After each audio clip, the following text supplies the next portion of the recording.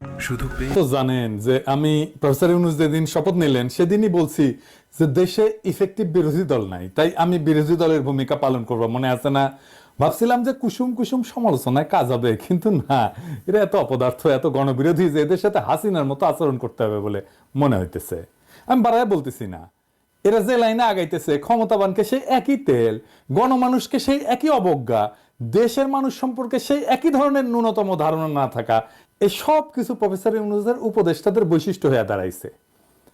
দরিদ্র ঘৃণা, ডিজিএফ এর বট বাহিনীর লালায় দেওয়া থেকে শুরু করে হেন কাজ নাই যা হাসিনা করছে সেটা করতেছে না। আরে বাবা, হাসিনা তো তার প্রথম মাসে গুম বিচার বহির্ভূত হত্যা করে নাই। প্রফেসর ইউনূসের সরকার প্রথম মাসে গুম করেছে, বিচার বহির্ভূত হত্যা করেছে। প্রথম মাসে ডিজিএফ এর বট বাহিনীর লালায় দিছে, আমার ভিডিও রেস্ট্রিক্ট করে দিছে।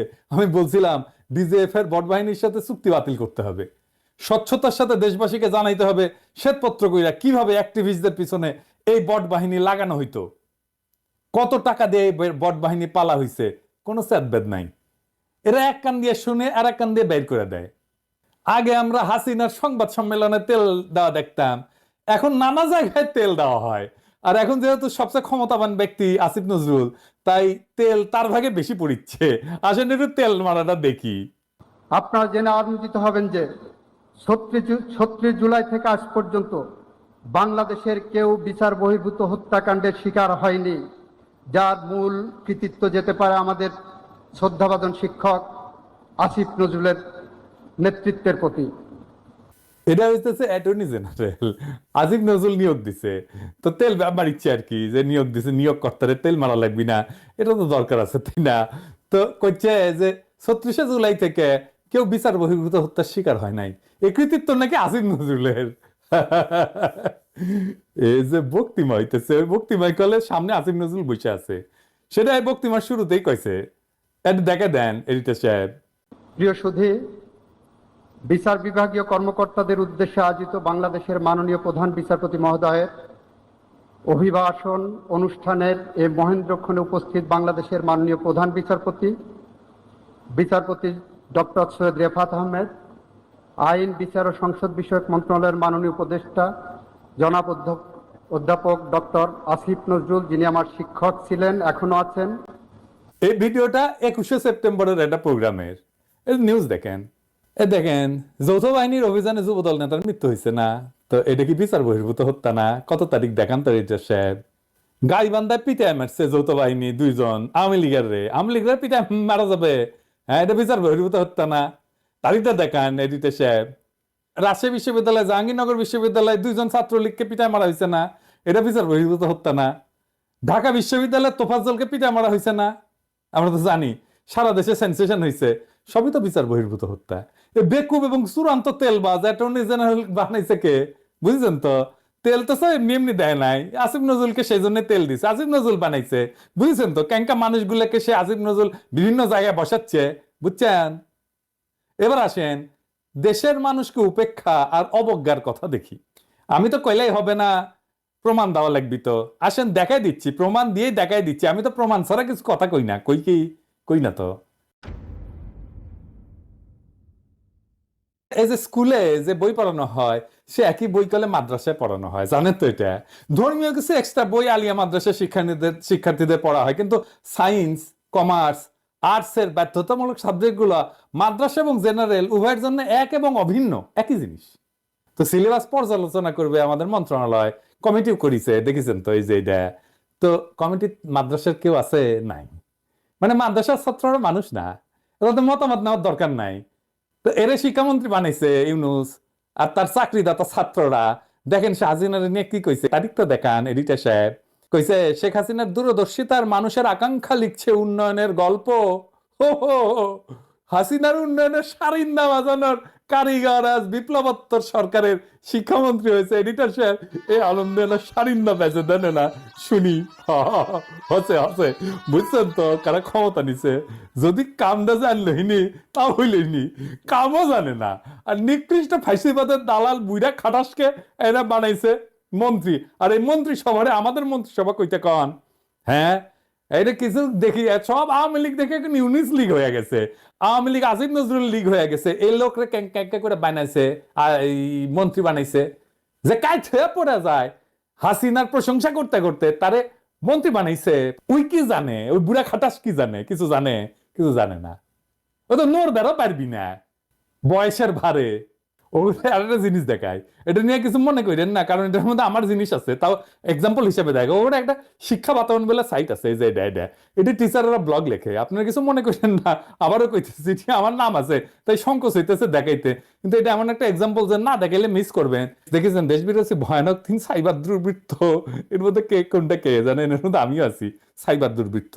এটা হচ্ছে সরকারি সাইটে জনগণের পয়সায় এই জিনিস, যেটা বাংলাদেশ প্রতিদিন ছেপেছিল না, ক্ষমা টমা চাইছে, মাপ টাপ চাইছে, একেবারে ভাবে মাপ কইরা দেন আর করুম না, এরকম করে মাপ চাইছে না, সেই জিনিস ইটি দিছে।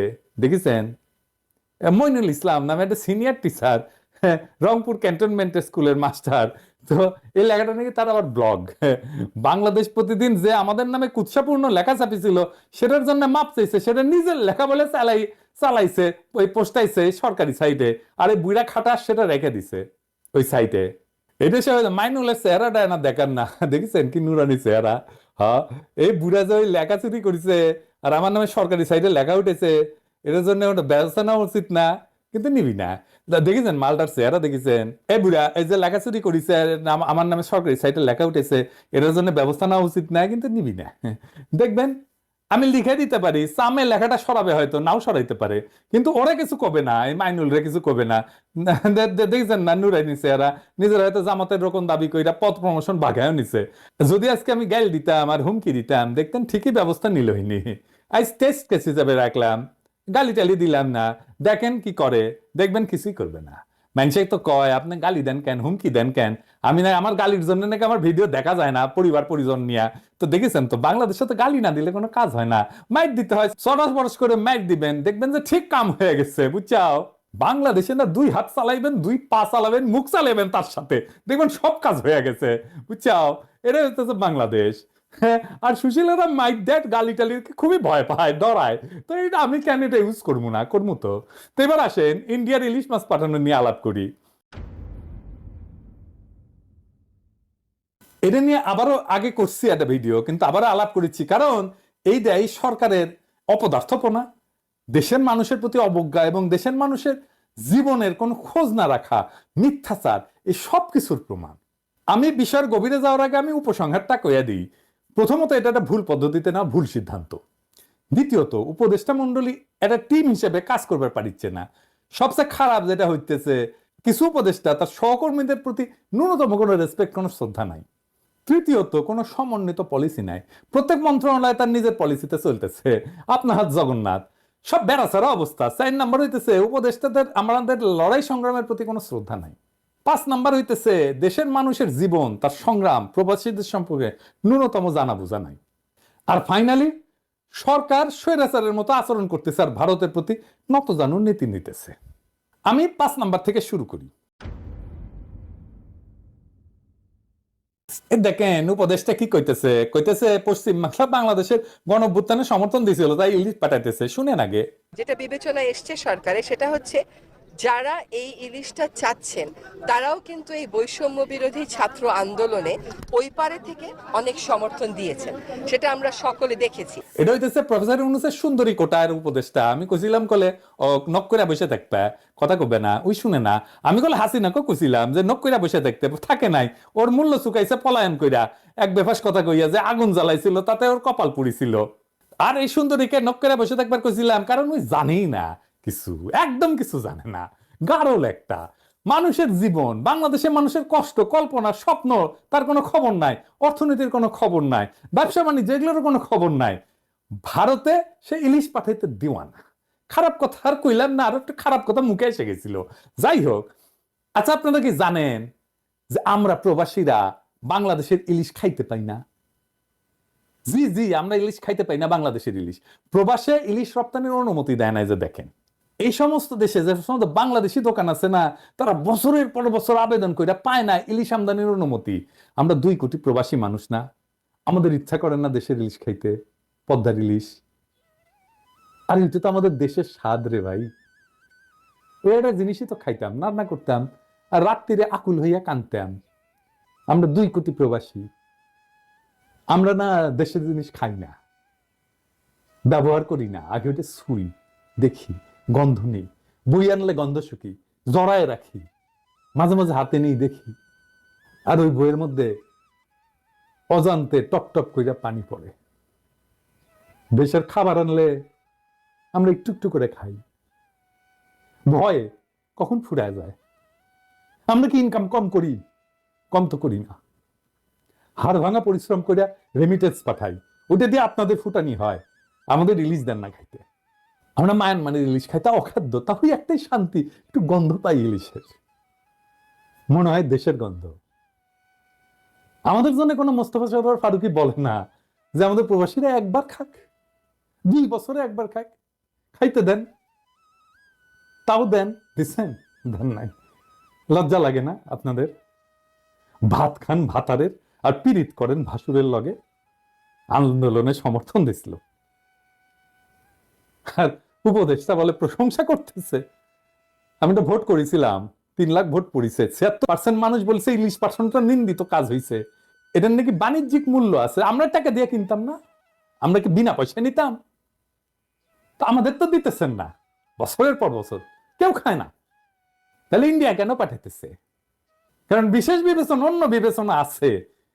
ইন্ডিয়া প্রেম দেবে, ভালোবাসা দেবে তাদেরকে, হ্যাঁ, সেই জন্যে ইন্ডিয়ার পা চাটতে পারবে। হাসিনা যেমন চাটিছিল, এরাও চাটবে।